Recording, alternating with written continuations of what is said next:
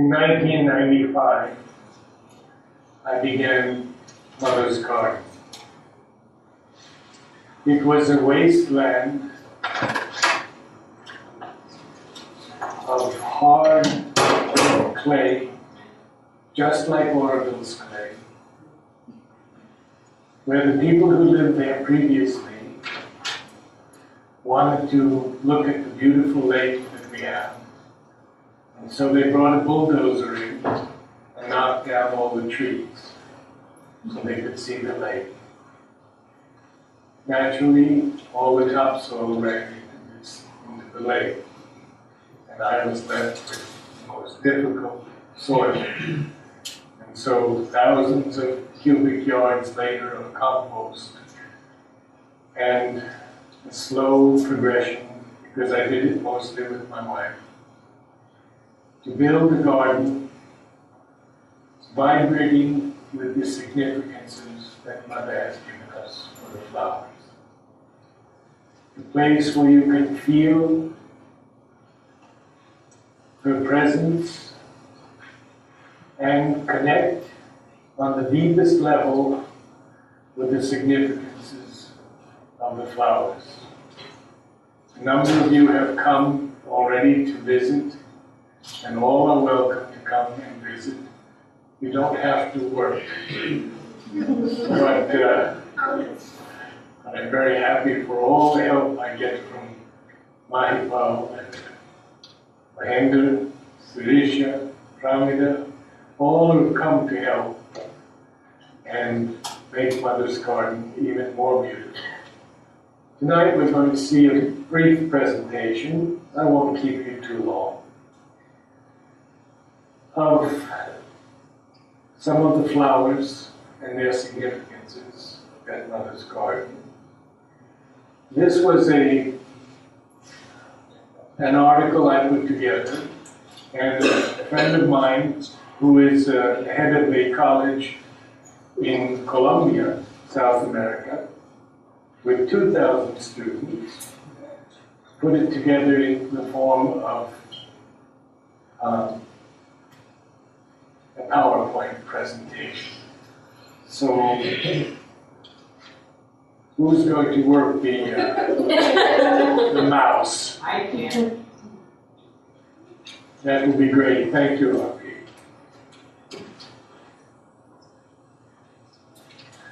This is one of my beloved photographs of Mother giving flowers.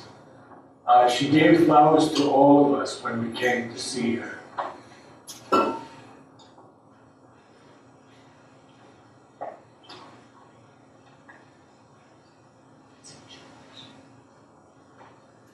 So we begin with the iris, the aristocracy of beauty. And we have many iris. We have bearded iris and Japanese iris. We have Siberian iris and many other forms of iris. Aquatic iris also, where plants actually grow in the water. So we begin. This is a close-up of a Japanese iris. That's about 8 inches across. We'll go a little slower. And I tried to work mostly with macro photography to take you into the center of the flower, to go deeply, and to connect with its particular vibration. The vibration of all the iris is aristocracy of beauty.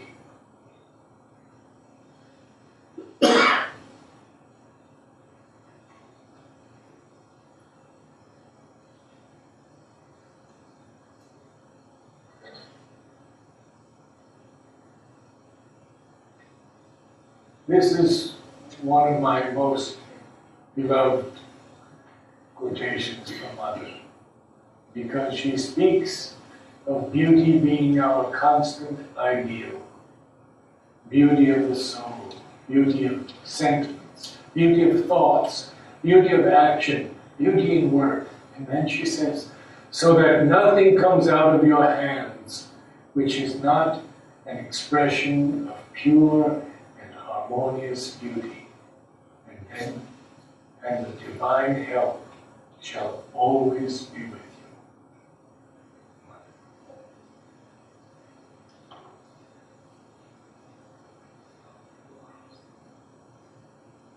These are the bearded iris, and this is a Japanese iris.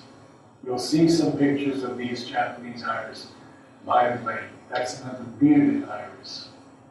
These do not want the cloud of water.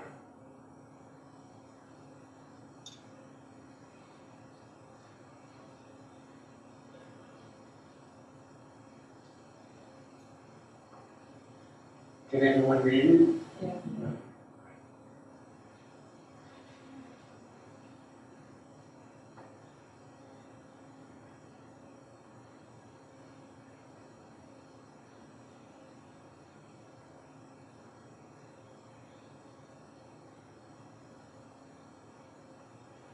The Japanese iris that you see here are between 6 and 8 inches across each flower.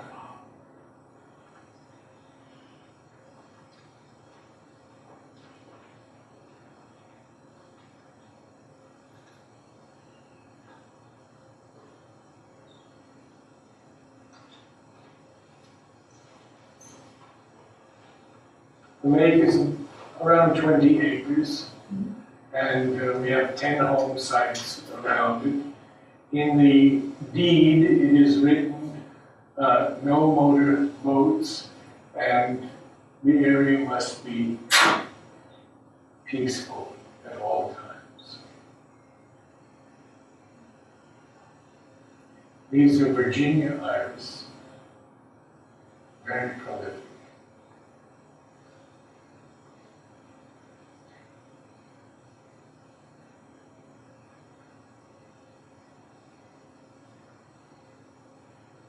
The small ground cover you see is thyme, and these flowers bloom at their peak about the 1st of June. Now that is the reflection of trees across the lake and the iris at the base. And here is a little path with purple iris and pale blue flowers that are just an inch high.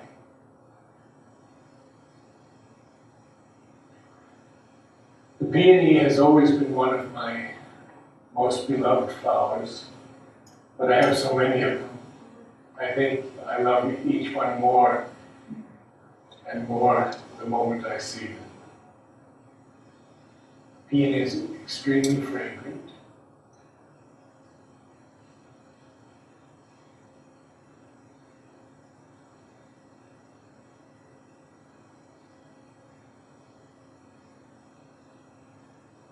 Beauty in art.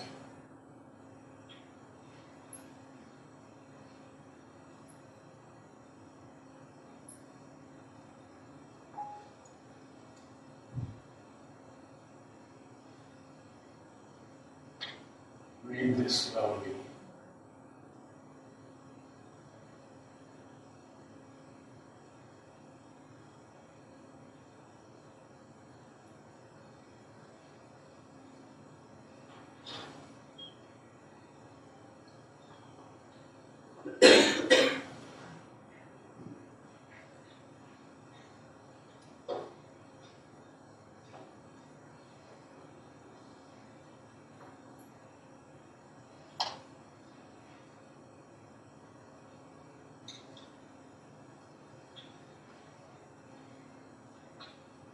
It's interesting that the air conditioner is moving the screen and giving us almost a sense of a film.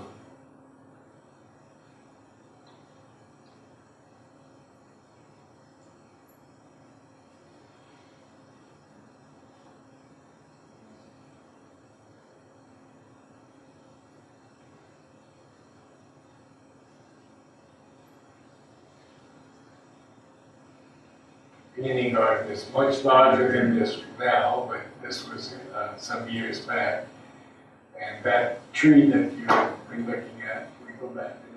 The tree is called Styrex pink chimes, and it covers the ground with green flowers.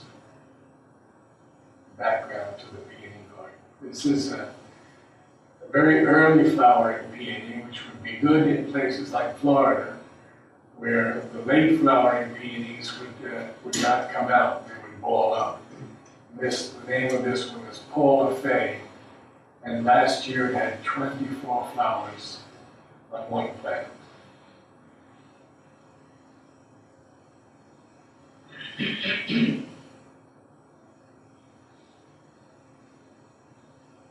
This peony lives about 100 years.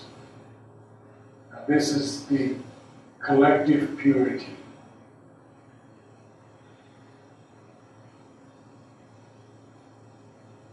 My mother has made comments on all of these flowers, and in a series of articles that I'm writing now, 12 of which have been already uploaded on the Aurobindo.info website, I'm including anytime Mother had made the commentary and written it out herself, so you can see it in her own hand. This is a line from Savitri.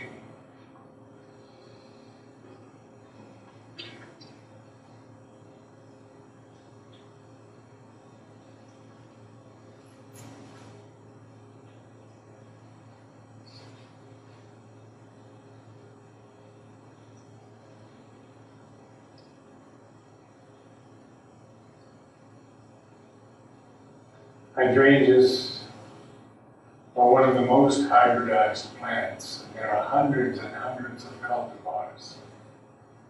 I have about 45. You can change the color of a hydrangea. If your soil is sweet, with a pH of 7 and above, the flowers will be pink. If you put an acid-forming fertilizer on it, or iron, it will turn blue. And if your soil is acid, and the flowers are deep blue, and you would like them to be pink the next year, you apply lime.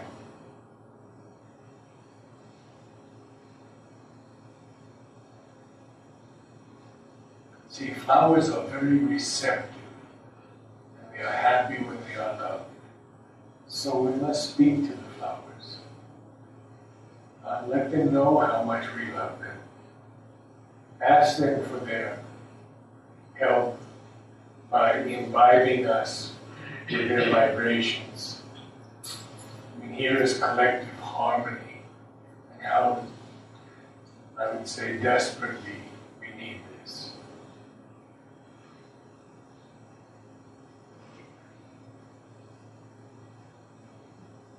Mother has not seen the Clematis from the west. They are very, very beautiful. We have one small Clematis in Aurobindo in the ashram. It's only an inch across in small bunches, but very lovely, which Mother named the Sentinel. But these are special. Very large sometimes, 6 inches across.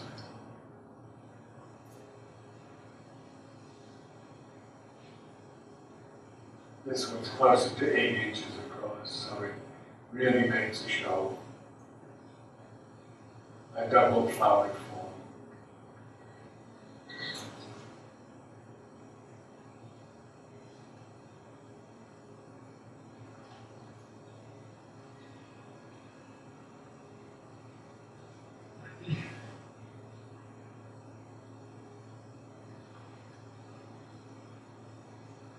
Colombia, there was a lady attending some of my talks, and her great love was lilacs, because lilacs in the temperate climates have the most enchanting fragrance. And Mother's name is Distinction. Mother never did see this one, of course, the Virginia bluebell. It appears almost overnight. Little spelling there, should be two L's. It appears overnight, comes into bloom very rapidly for 3 or 4 or 5, up to 6 weeks, and then the plant dies down and you wouldn't know it's there. Static beauty, the camellia. And it often looks as if it's carved out of wax.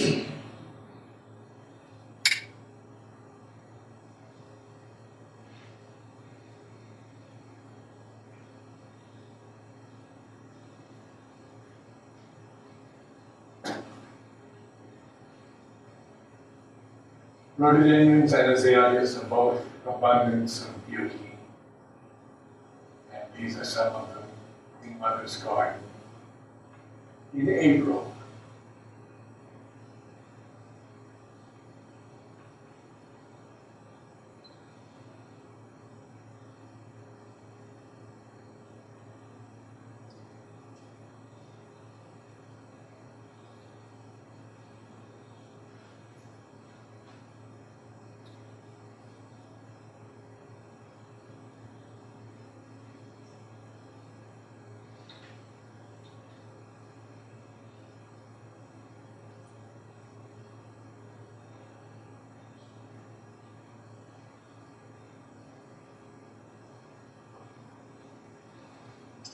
Mother didn't see this. A flower that I feel is so beautiful and vibrant with that very special significance, which is now up to us to discover. Mother has given us the way to do it, especially by the opening of the psychic.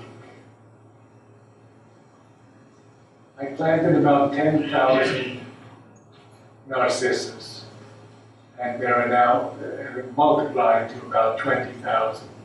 This is early March into early April.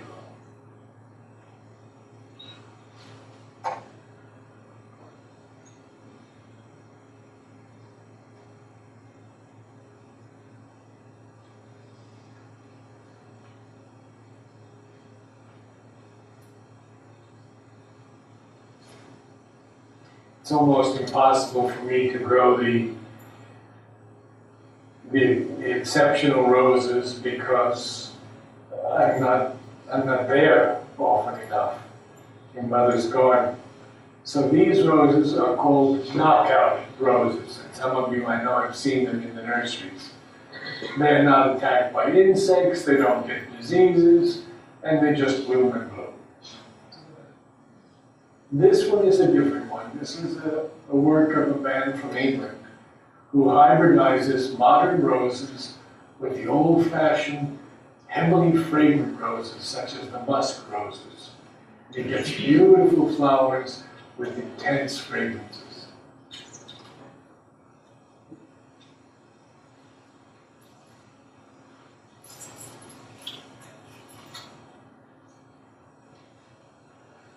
Dogwoods on the right, white dogwoods.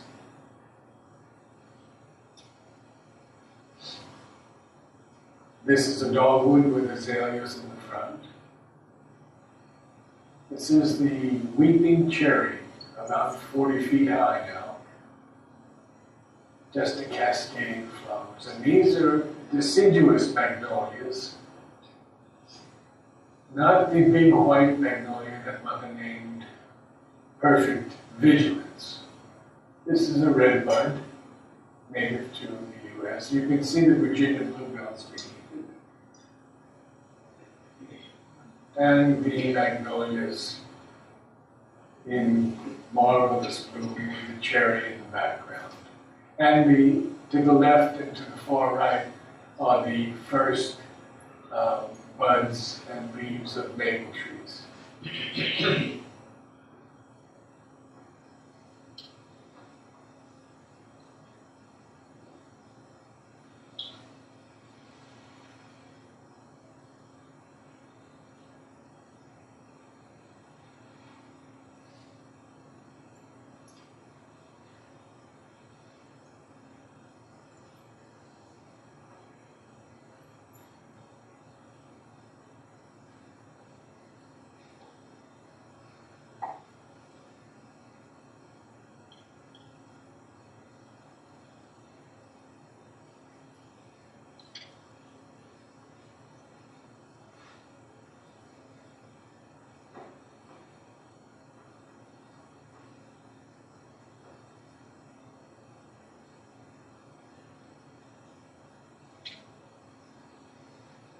this is the entrance to the house in the Japanese style.